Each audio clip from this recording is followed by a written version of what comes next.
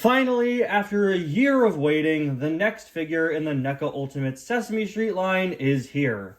Figure number 4 is the one and only Super Grover. If you've been following my coverage of these figures on this channel, you'll know that I've been absolutely loving this line. Collector-focused, highly detailed Sesame Street action figures, that's something that I've wanted ever since I was a kid, and I saw that they canceled a line of Sesame Street figures made by Palisades, who made the amazing Muppet figures in the early 2000s. And now we have figures clearly inspired by the old Palisades line, but with all the modern detail and articulation you would expect from an action figure company like NECA in 2026. These figures are absolutely incredible, and it was recently announced that they'll also be doing some Muppet ones, so it's a pretty great time to be a Sesame Street action figure collector, which is something you can't say very often. As great as a lot of the past figure lines we've gotten have been, unfortunately, they tend to kind of end in disaster.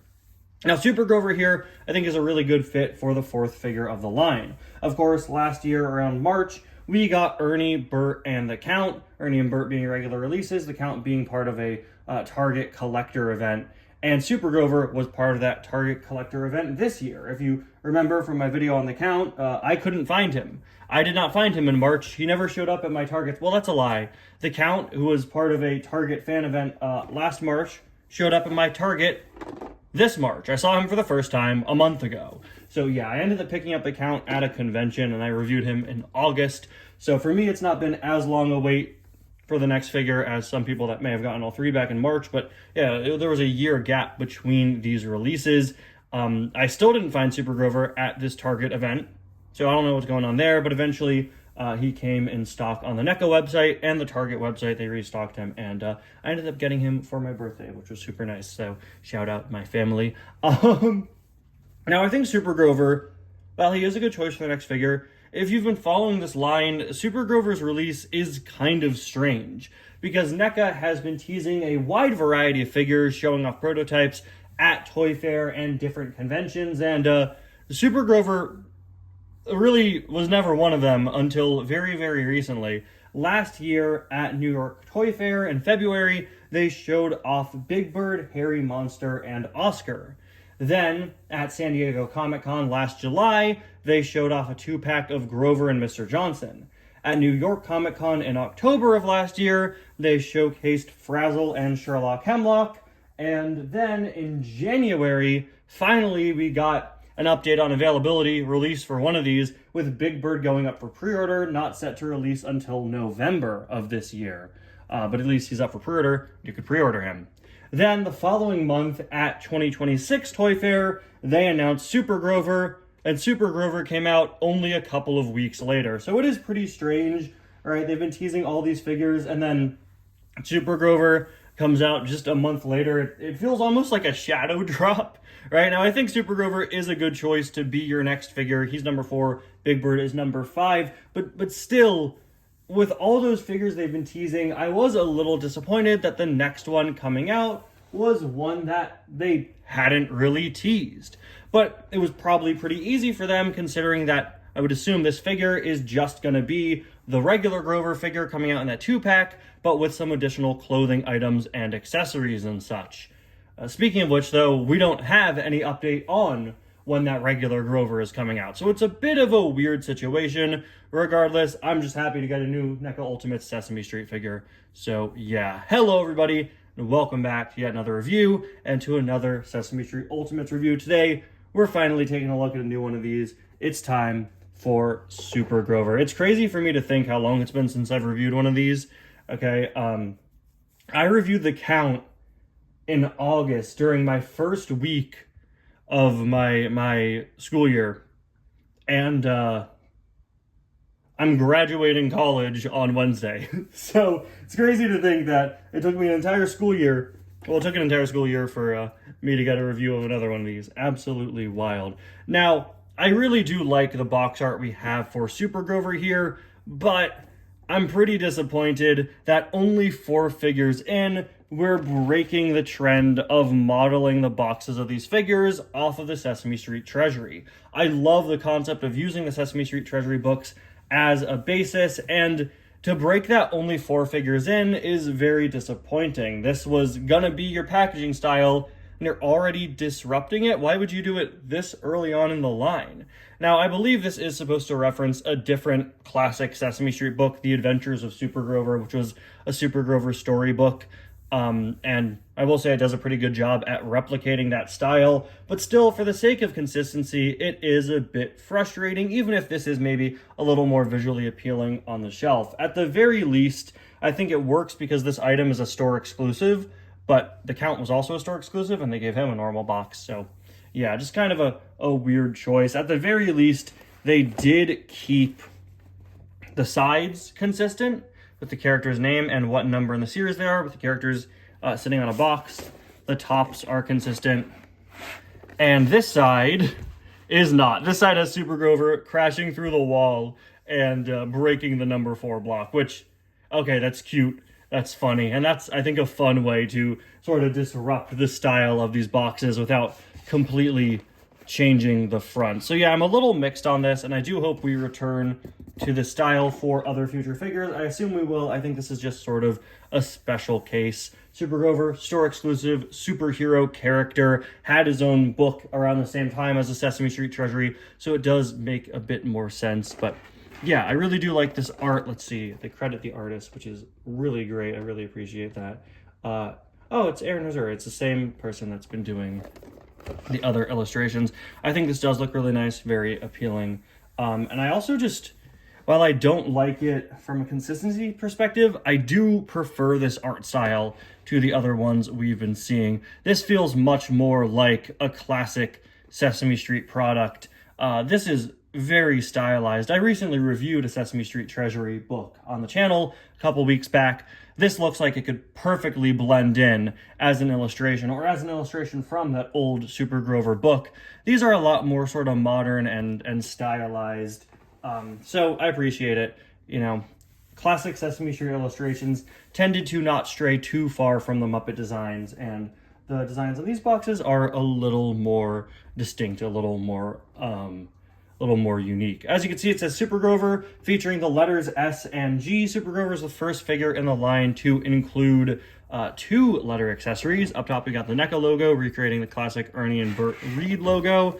On the back, you could see some product shots of Grover, which make me honestly pretty excited for this figure, because it looks like you'll be able to move or maybe remove his helmet to do the classic Super Grover crash. And it also looks like he's going to have an articulated mouth, which is super cool. They have some fun props here. The G, he crashes through the telephone booth. Unfortunately, as per usual, the items they involve in these photos aren't included with the figure. They're just used for promo, which is honestly a shame, because I'd love to get the phone booth in there. It's kind of hard to see inside the box here, just because Super Grover takes up a lot of space with this sort of wingspan. At first, I was pretty frustrated with the lack of accessories with this figure, but it is something that I don't mind too much for a couple of reasons. Firstly, Super Grover really doesn't have that many accessories you could pack him with. You know, if you look at the other figures, Ernie came with the picture of him and Bert. He came with Rubber Ducky. He came with an alternate head, alternate hands, and a letter. Bert came with, I think Bert came with the most out of anyone in the line. Several alternate hands, alternate head, a pigeon, his bottle caps, his paper clips, and a letter. The Count came with alternate head, alternate hands, the telephone, the candelabra, and the number 2. Grover comes with 2 letters and 2 hands, which is definitely less.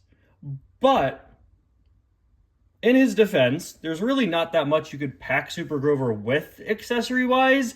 And also in his defense, regarding him not having an alternate head, like I said before, his mouth is actually articulated, so he actually doesn't need an alternate head. You could give him different expressions with the one head included. For accessories, maybe you could consider the helmet an accessory if it is removable or movable in some way. You know, I was preparing this whole speech about how, oh, he comes with less and it's a little annoying, but maybe it'll work. And then before filming this video, I checked the bottom of the box, and comes with a flight stand. Interchangeable heads? No, he doesn't. Huh. But he comes with a flight stand. He comes with a full stand. You can't really see it, but But if you look very closely, there is a clear flight stand in there. So I guess I was wrong about him not coming with enough, because he comes with an entire flight stand as well as 2 letters. So yeah, I'm super excited to take a look at this. Let's get this guy out of the box and see what's going on here. All right, guys, I'm so excited to be reviewing one of these again. I'm so excited to have a new review up on the channel. I love taking a look at these action figures. Yeah, continuing with how special this figure is, look at this. He doesn't include the same sort of street backing that the other figures had. He has sort of a sky background, which is cool. Get out of there, Grover. Grover, the world needs you. Okay, yeah. All right, here he is. Okay, let's look at that background first. Oh, I love that.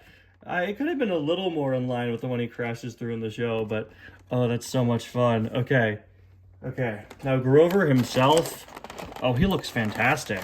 Wow. Okay, he has, yeah, the reason why it's so hard to see the background, he has 3 separate sheets of plastic in here.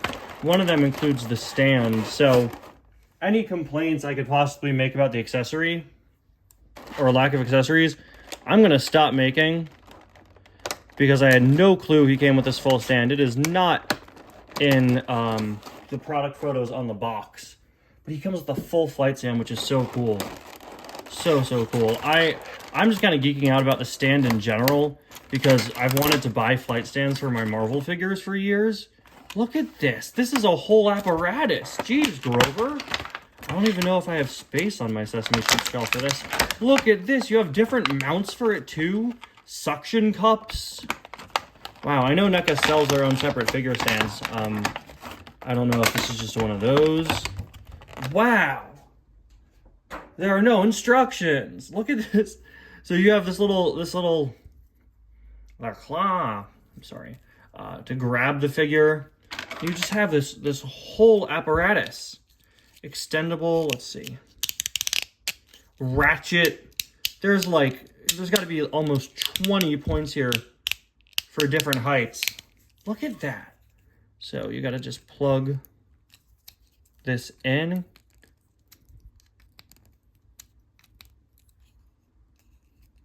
This is at a full hinge. So you could really, is this at a hinge? No, that one at the end isn't on a hinge. You could get Grover in whatever pose you want. You could plug it in to this clear piece, or you could mount it somewhere and plug it in here. Which way is that supposed to go? Let's see. But you could plug it in here. Oh, I had it right the first time. And you mount it to a wall. That is, I mean, that's incredibly impressive. And I wish that was in the advertising, because one of my biggest pet peeves with the figure before its release. There I go. I didn't touch the suction cup, because I don't want to suction it somewhere, but we got it there. That is amazing. One of my biggest pet peeves with this figure before the release of it was that lack of accessories, but with that whole apparatus, I really can't complain. It should be noted, this is the first figure in the line to cost more, unfortunately. These figures are $37, $37.99, sorry, instead of $35, $34.99, which is frustrating, but you know. Unfortunately, there is nothing I collect that hasn't gone up in price in the last year. So before we take a look at Grover, we'll take a brief look at his accessories. We have the letters S and G, which I'm very happy to see. Letters that are actually relevant to the character. Ernie came with, what, an A, and Bert came with a C, or something along those lines? Or no, I think Bert came with an A, and Ernie came with a C. If you looked at early con pictures, the idea was to have the figures spell out NECA, and no offense to NECA, but like, I don't care about spelling the name of your company. If I'm getting a character, I would prefer letters or accessories relevant to that character. And it seems that maybe they realized that, because they sort of dropped that concept. I always find it interesting trying to figure out where the letters came from. This G, I did some research on this the other day, but this G seems pretty recognizable to me as the G from the Glee parody from a couple years back. A couple years, it was like 2011. That was like 15 years ago now. Jeez, that's terrifying. Really, really good looking accessory. It is funny though to see these sort of more modern looking letter characters packed alongside very classic styled versions of the Muppets. This S is so confusing. Look at her. Look at her. She's got a little blonde wig and big lips and these stripes. I was like, where is this from? And I looked into it. And this comes from a sketch called the Letter of the Day pageant, which I don't believe I've ever seen, where Guy Smiley hosts a pageant for different letters, and they're all dressed up as sort of models for the pageant, which is super funny. Very specific. I think I would honestly prefer a more generic S instead of that. But if you look at those con pictures, you'll see that the E they were making was also based on the Letter of the Day pageant. It had sort of like a cape, and we haven't gotten the E yet. So yeah, fun accessories. I would prefer something more character specific, but again, can't really come up with that for Super Grover. Super Grover has only 2 alternate hands. They're little grippy hands here, as you can see. I would love if Super Grover came with like a fist or something, but that would be out of character. There's a silica packet, just like with the count, to keep the cape nice, which is amazing. And yeah, here he is. He's free, and he is cute too. Here he is. Okay, all right. Like that he's just kind of T-posing straight out of the box. Okay. All right. This is our first monster character in the line, and I was very curious how they were going to pull off the articulation on these guys. With Ernie and Bert, you could easily work the hinges into their clothes. With the monsters, it would be very interesting. And, you know, Grover's got little noodle arms, so how they were going to do joints in the arms, I was very interested in seeing. So just looking at him, he does look a little different than what I think we'll get in the 2-pack. I really hope this isn't just the one from the 2-pack, but with, you know, this stuff on. If I take off the helmet, does the helmet not come off? Say, if I take off the helmet and if I untie all this, do I just get a regular Grover? Doesn't look like it, because this does look like it's permanently attached. Does he not? Can you not do that image on the box? Okay, yeah, it looks like the helmet is not movable or removable in any way. Well, that's disappointing. I was really excited by the concept of having him getting the helmet messed up. That's a pretty iconic part of the character. They also advertise alternate heads on the bottom of the box, so that's just blatantly wrong. Okay. Well, it looks like actually maybe you could take this. You could take the little night screen off of its hinges. But yeah, it looks like this is gonna be, I don't want to break anything.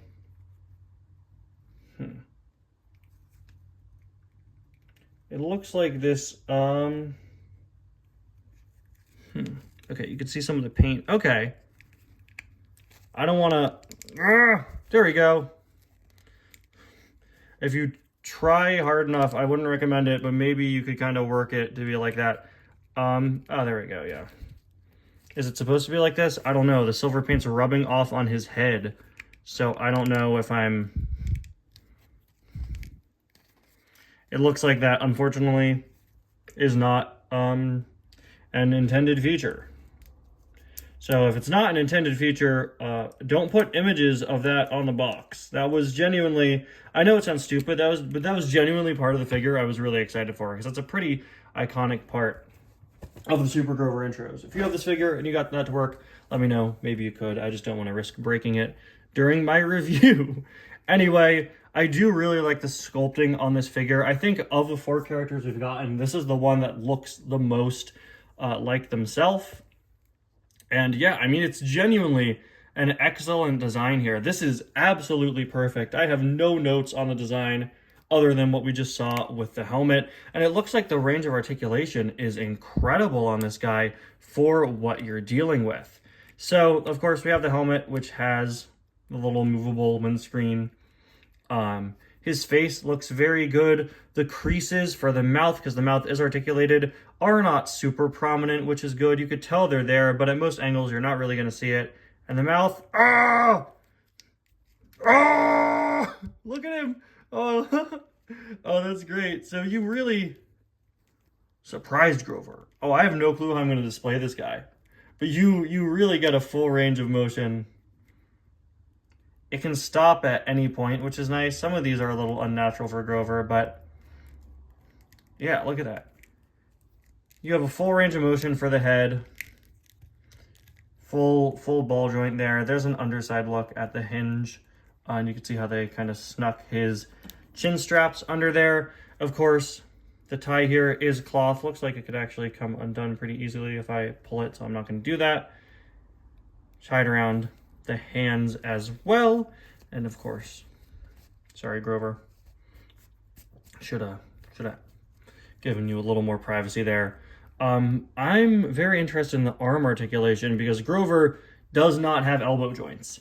His arms are clearly just too thin for them to include them. He does have a joint here. I was hoping, no way. Did they actually? He's got bendy wire arms. Okay, I was really hoping they'd do this, but I didn't expect it. To compensate for the fact that Grover can't fit hinges into his arms are actually bendy wire. So you could put it in whatever pose you want his arms to be in. That's amazing. So because of that mouth and because of the bendy wires, he's easily the most posable figure in the entire line. Let's pop off one of the hands, just so we could put the alternate on.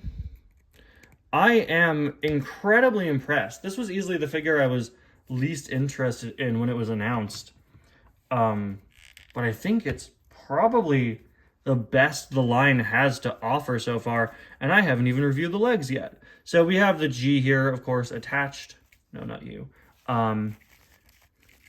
We have a little bit of mobility here. He could look down a little. Look at him. He looks great. What are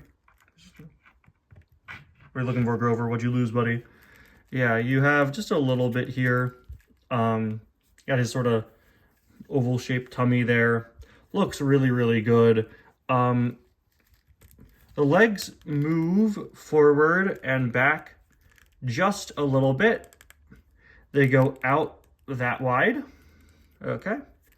You've got obviously knee hinge, foot hinge, and yeah, I know a problem I had with some of the other ones was a pretty obvious seam, right, for the head. Ernie's been here the whole time. Pretty obvious seam for the head. Grover doesn't have that. Maybe it's hidden under the helmet. I don't see any legal information printed on him, which is really nice. Usually it's on the foot, but his feet are completely blank. I am incredibly impressed by this guy. And it seems like he'll hold his balance just fine, no matter what you want him to do. Oh! Do the Dracula. Yeah, wow. The bendy wire in the arms. Such a great idea. Look at that. That looks great. Now I'm very excited to attach him to the stand here. Let's see. So I assume we're going to want to lift up the cape. I'm sorry, Grover, once again. And, I mean, something like this could be pretty distracting. But with Super Grover, you can kind of sneak it under the logo there, maybe, or something. Okay, so the cape is going to be a problem with the stand. But, yeah, the cape's going to be a problem. But it's alright, I think. I'd rather have it grip around him than grip around the cape, but you could... I think maybe armpits is probably the best place in terms of still making the cape look just right. Is this him at max height? Yeah. So, he's going to stay there just fine. Wow, this fully supports his weight, which is really good. Okay, I honestly was expecting it to just fully go back down. Let me raise up my tripod. Look at him. What a guy. Okay. And if we want, say, let's get him in like a good flight pose, like a sort of Superman style flight pose. It's really just a matter of where would you put this, right? It's a matter of where would you put the little grippy piece of the flight stand for him.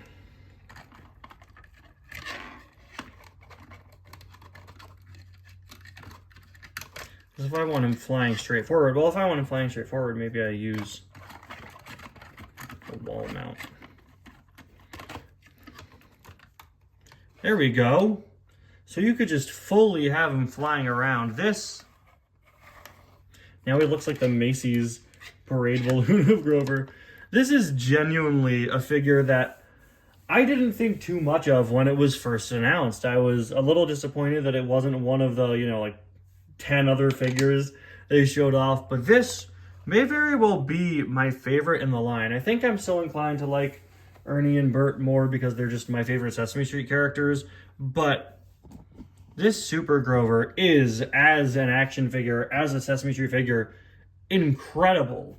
And it gives me so much hope and faith in what they could do with the future of this line. To have these bendy wire arms for characters with thinner arms, including the full flight stand, really seals the deal. The articulated mouth.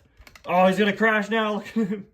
This is great. And for the price, I know this is $2 more than the last ones. This is really solid. I feel like this is the sort of quality you would get in like a $50 to $60 product. And it's over $20 less than that. I am very impressed by this. Let's get his other hands in there. And let's get Ernie in there also. Okay, now it can't support the weight. You just wanted to hitch a ride. Come on. All right. Anyway, guys, thank you all so much for watching. And I'll see you guys next time. Bye now.